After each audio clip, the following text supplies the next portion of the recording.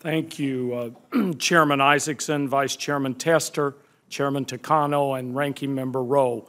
It's my pleasure to appear before you today to introduce the Commander-in-Chief of the Veterans of Foreign Wars, Vincent Lawrence, otherwise known as BJ. Commander-in-Chief Lawrence hails from Alamogordo, New Mexico, located close to Holloman Air Force Base and White Sands Missile Range. Mr. Vincent served in the Army from 1983 to 1986 and was stationed in South Korea, where he earned the Korean Defense Service Medal. He served in his community as a police officer, including as an undercover agent, and was in the private sector as the owner of Lawrence Investigations. He joined the VFW in 2000 and has been a successful and dynamic leader in that organization ever since. Last July, he was elected Commander-in-Chief.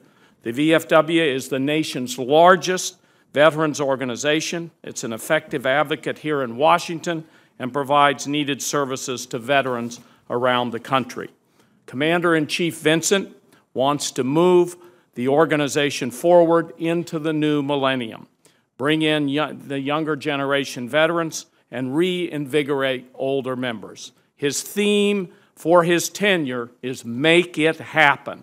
He is here today to advise us on how we can make it happen for our nation's veterans. And I would say to you, BJ, these two committees, that could be their slogan too. They're great and they're bipartisan and they make it happen for veterans.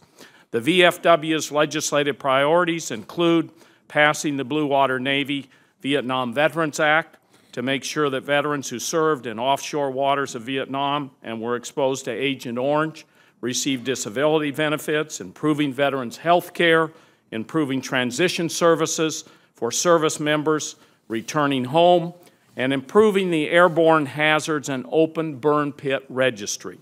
While I'm here, I'd just like to say a few words in particular about the last item. Along with Senator Corker, I sponsored the original Burn Pits Registry Act, signed into law in 2013. The National Registry helps veterans, doctors, and the VA determine the extent that air pollution caused by open-air burn pits in Afghanistan and Iraq has led to medical diseases among service members. But we need to improve the information gathered so that veterans receive the medical treatment they have earned. Senator Sullivan here in the Senate and I are co-sponsoring a new Burn Pits Registry Enhancement Act to do just that. This bill has also been introduced in the House as on a bipartisan basis by Representatives Winstrup and Ruiz. I hope this committee will consider this bill soon, and I thank you to all the members here for your work on behalf of the nation's veterans. They served our nation, risking everything, and we must make sure that they receive all the benefits that they have earned. And now it's my honor to give you the Commander-in-Chief, Chief Lawrence. Lawrence, I'm going to say I'm sorry to slip away on you. I have two other committees meeting, but I know from your reputation and that you're going to knock it out of the park. Thank you very much, and thank you once again. Thank you, Senator.